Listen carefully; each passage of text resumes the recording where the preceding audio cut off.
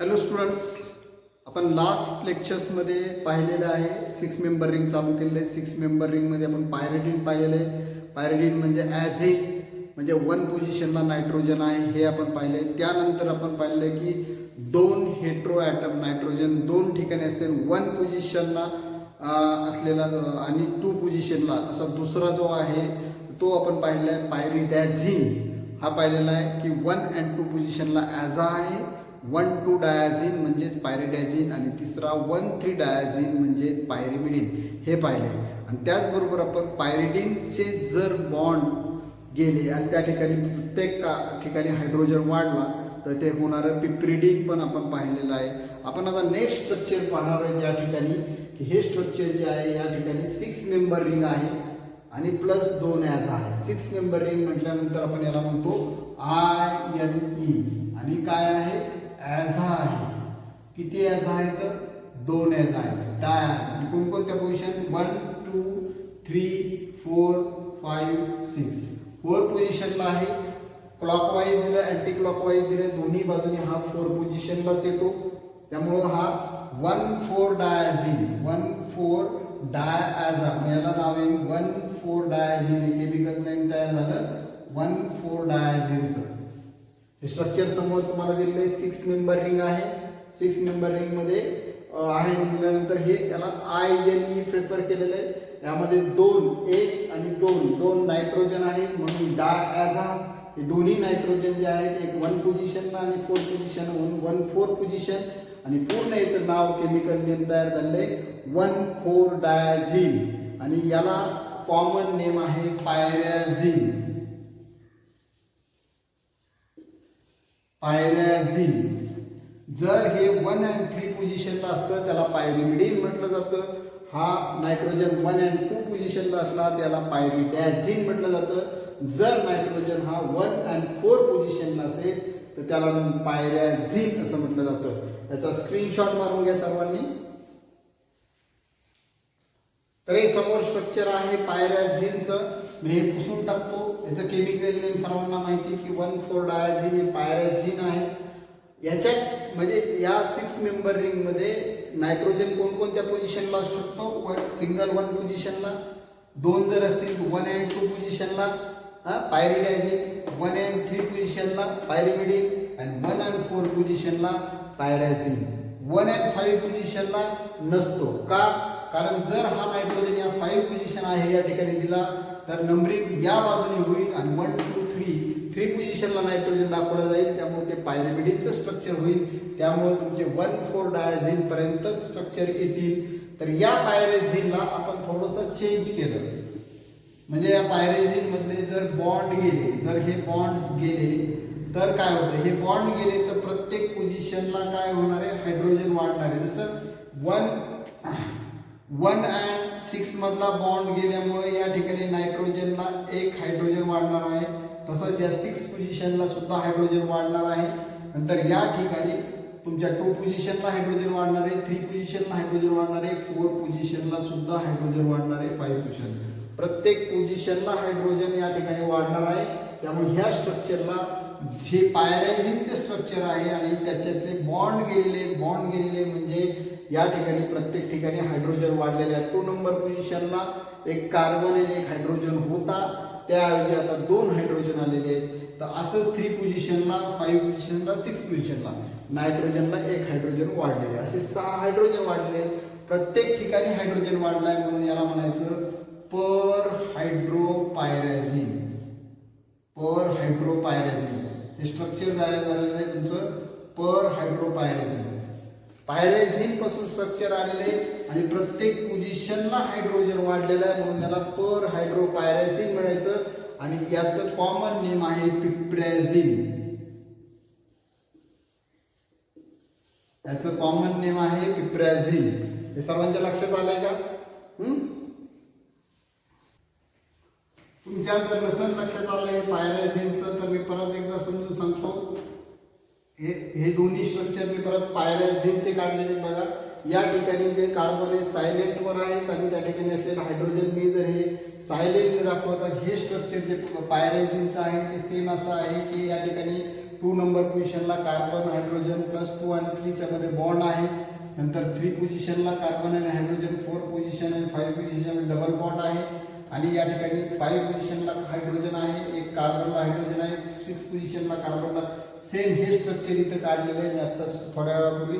जसं मी सांगितलं की या ठिकाणचा 2 आणि 3 मधला जर बॉन्ड गेला तर या ठिकाणी 2 पोझिशनला एक हायड्रोजन वाढेल आणि 3 पोझिशनला एक हायड्रोजन वाढेल. तसाच 4 आणि 5 पोझिशनचा जर बॉन्ड गेला तर या ठिकाणी 4 पोझिशनला नायट्रोजनला एक हायड्रोजन वाढेल प्लस 5 पोझिशनच्या कार्बनला एक हायड्रोजन वाढेल. तसा 6 आणि 1 पोझिशन मधला जर बॉन्ड गेला तर कार्बन जो 6 पोझिशनचा आहे त्याला एक हायड्रोजन आणि 1 पोझिशनच्या नायट्रोजनला. अशा पद्धतीने प्रत्येक ठिकाणी हे हायड्रोजन वाढल्यामुळे याला म्हणतो आपण पर हायड्रोपायरॅझिन आणि यालाच नाव आहे पिप्रॅझिन. हे मी थोड्या वेळापूर्वी काढलेलं स्ट्रक्चर, हे जे स्ट्रक्चर आहे पिप्रॅझिनचं कसं झालेलं आहे. या ठिकाणी हायड्रोजन वाढलेला आहे आणि तिन्ही बॉन्ड गेलेले. हे झालं तुमचं पिप्रॅझिनचं. मी परत व्यवस्थित स्ट्रक्चर काढले. तुम्हाला परीक्षेला हे स्ट्रक्चर नाही, हे स्ट्रक्चर काढायचंय. पर हायड्रोपायरॅझिन म्हणजेच पिप्रॅझिन. स्क्रीनशॉट मारून घ्या, परीक्षेला हे काढायचे पिप्रॅझिन विचारल्यानंतर. हे समोर स्ट्रक्चर काढलेलं आहे मी आत्ताच लास्ट व्हिडिओमध्ये स्ट्रक्चर झालेलं आहे. हे काय आहे, 6 मेंबर रिंग आहे म्हणजे हे INE आणि प्लस याच्यामध्ये हेट्रो ॲटम एक आहे म्हणजे हे ॲझा आहे, एकच हेट्रो ॲटम आहे म्हणून हे ॲझिनचं स्ट्रक्चर आहे. ॲझिन म्हणजे त्याचं कॉमन नेम आहे ते म्हणजे पायरिडीन. हे स्ट्रक्चर आहे पायरिडीनचं. हे रिपीट्स केलं मी. हे पायरिडीनचं समोर स्ट्रक्चर काढलेलं आहे तुमच्या मी. आणि हे स्ट्रक्चर सर्वांना माहिती आहे. हे स्ट्रक्चर काय आहे, बेन्झिनचं स्ट्रक्चर आहे. बेन्झिन जसं आपण पाहिलं, बेन्झिन तुमचा पायरॉलमध्ये बेन्झिन प्लस पायरॉल इंडॉल तयार झाला, नंतर बेन्झिन प्लस इमिडाझोल बेन्झो इमिडाझोल तयार झाला. तसंच आपण हा बेन्झिन आणि पायरिडीन हे एकत्र करूया. बेन्झिन प्लस पायरॉल एकत्र केल्यानंतर इंडॉल तयार झालेलं सर्वांनी पाहिलेलं आहे मागे व्हिडिओमध्ये. त्यानंतर बेन्झिन प्लस इमिडाझोलमध्ये तुम्ही बेन्झो इमिडाझोल. तसा आता या ठिकाणी पायरिडीन आपण पाहू की हे डायरेक्टली मी या ठिकाणी बेन्झिन ॲड करतो या ठिकाणी आणि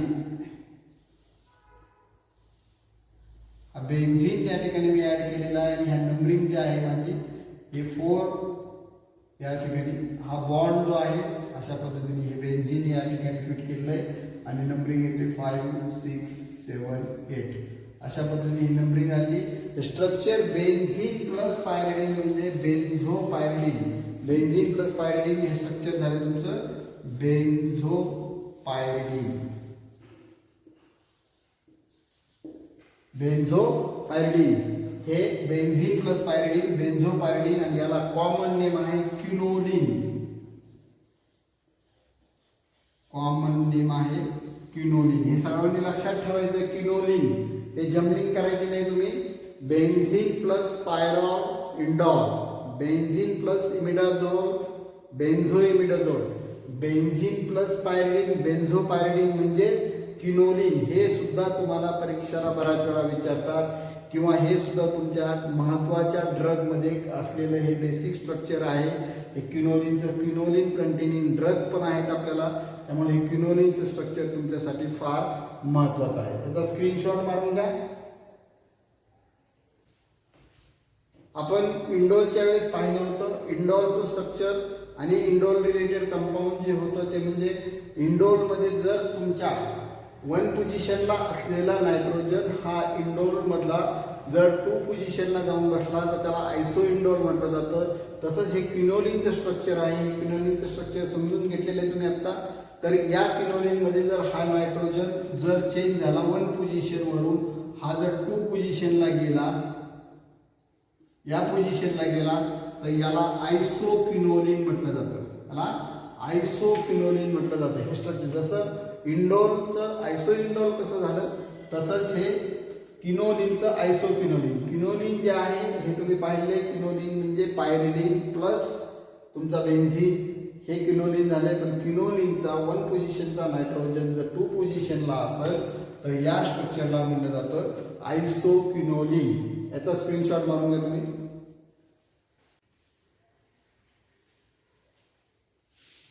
मी पुन्हा बेन्झोपायरिडीन, बेन्झीन आणि पायरिडीन क्विनोलिनचं स्ट्रक्चर काढलेलं आहे. त्याला नाव बेन्झोपायरिडीन केमिकल नेम दिलेलं आहे. जर या पायरिडीनला दोन्ही साईडला बेन्झीन लागले, पण आणखी म्हणजे या साईडला बेन्झीन आहे, दुसऱ्या बाजूला जर बेन्झीन लागला म्हणजे त्याला डायबेन्झो, दोन बेन्झोन पायरिडीनला लागले त्याला डायबेन्झोपायरिडीन म्हटलं जातं. आपण डायबेन्झोपायरिडीनचं स्ट्रक्चर काढू. डायबेन्झोपायरिडीन दोन्ही बाजूला, आणि या ठिकाणी मी हा दुसऱ्या बाजूला बेन्झीन काढतो. पहिल्यांदा मी रिंग काढणार आहे. रिंग काढलेली पूर्ण रिंग काढलेली, आणि या रिंगला मी काय करणार आहे, आता मला बॉन्डची रिक्वायरमेंट कुठं आहे. जसं या ठिकाणी मी इथं बॉन्ड आलेला आहे, तसं इथं लगेच येणार नाही, कारण इथं ऑलरेडी या कार्बनची 4 व्हॅलन्सी झालेली आहे. त्यामुळे या ठिकाणी मला बॉन्ड काढावा लागेल आणि दुसरा बॉन्ड या ठिकाणी काढावा लागेल, म्हणजे तुमची व्हॅलन्सी मॅच होते. स्ट्रक्चर काढताना एक लक्षात ठेवायचं सगळ्यांनी, हे स्ट्रक्चर डायबेन्झोपायरिडीनचं डायरेक्ट 3 रिंग काढून जर स्ट्रक्चर तुम्ही काढताल तर तुमचं स्ट्रक्चर चुकते. हे बॉन्ड कुठं द्यायचे तुमच्या लक्षात येणार नाही. त्यामुळे सर्व विद्यार्थ्यांनी एक महत्त्वाची नोंद घ्यायची, सूचना लक्षात ठेवायची, हे स्ट्रक्चर काढताना आधी क्विनोलिन काढा, म्हणजे बेन्झोपायरिडीन काढा, आणि नंतर थर्ड रिंग बेन्झीनचे आहे ते नंतर काढा. ज्यावेळेस तुमचे क्विनोलिनचे बॉन्ड हे फायनल होतील, म्हणजे या बॉन्ड तुमचे फायनल झाल्यानंतर तुम्ही हा रिंग काढायची, म्हणजे तुमचे बॉन्ड्स बरोबर येतील. तुम्ही जर असं केलं नाही तर तुम्हाला हे बॉन्ड्स कसे काढावेत हे लक्षात येणार नाही, बऱ्याचशा चुका होतील. त्यामुळे विद्यार्थ्यांनी लक्षात ठेवायचंय, सुरुवातीला बेन्झोपायरिडीन काढायचं म्हणजेच क्विनोलिन, आणि त्यानंतर थर्ड रिंग ऍड करायची. डायरेक्ट तुम्ही जर तिन्ही रिंग्स करत बसला तर तुमचे बॉन्ड्स नक्की चुकतील. त्यामुळे ही टेक्निक्स तुम्ही वापरली तर बॉन्ड चुकणार नाहीये. नंबरिंग जे आहे ऍक्च्युअली नंबरिंग हेट्रोसायक्लिक कंपाऊंड्स पासून, ॲटम पासून होते, परंतु हे जे स्ट्रक्चर आता डायबेन्झोपायरिडीन झालेलं आहे हे ॲक्रिडीनचं स्ट्रक्चर आहे. ॲक्रिडीन याला कॉमन नेम आहे ॲक्रिडीन, आणि हे फार महत्त्वाचं स्ट्रक्चर आहे, परीक्षेसाठी बी आहे, आणि ॲक्रिडीन कंटेनिंग ड्रग्स सुद्धा आपण पाहणार आहोत. त्यामुळे हे ॲक्रिडीनचं स्ट्रक्चर सुद्धा तुम्हाला माहिती पाहिजे. ॲक्रिडीन म्हणजे काय, डायबेन्झोपायरिडीन म्हणजेच ॲक्रिडीन. नंबरिंग देताना याची नंबरिंग जी आहे, हा बेन्झीन ऍड झाल्यामुळे याची नंबरिंग इकडे गेलेली 1 2 3 4, नंतर तुमचा 5 6 7 8 आणि 9 and 10 अशा पद्धतीने नंबरिंग जी आहे ही चेंज झालेली. तुमच्या दोन्ही बाजूला बेन्झीन कार्बोसायक्लिक कंपाऊंड आलेले आहेत, आणि त्यामुळे तुम्हाला नंबरिंग या एका साईडच्या रिंग्स पासून सुरुवात करावी लागते.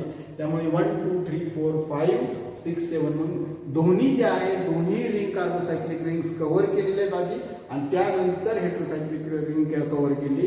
त्यामुळे याची रिंग जे नंबरिंग जे आहे थोडीशी चेंज आहे, त्यामुळे तुम्हाला लक्षात ठेवावं लागेल. हे स्ट्रक्चर जे आहे ॲक्रिडीनचं बघा, थोडंसं आपण हे स्ट्रक्चरचा स्क्रीनशॉट मारून घ्या, आणि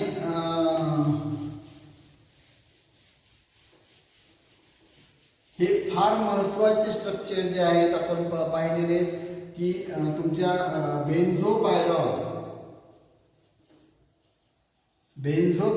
म्हटल्यानंतर इंडॉल हे तुम्हाला लक्षात ठेवावेच लागेल.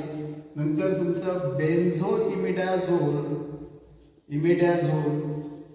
हे याचं नाव सेमच आहे, बेन्झो इमिडॅझोलच आहे, परंतु बेन्झोपायरिडीन हे तुम्हाला विसरता कामा नये. बेन्झोपायरिडीन म्हणजे क्विनोलिन हे तुम्हाला विसरता कामा नये. बेन्झोपायरिडीन म्हणजे क्विनोलिन, आणि ह्या बेन्झोपायरिडीनला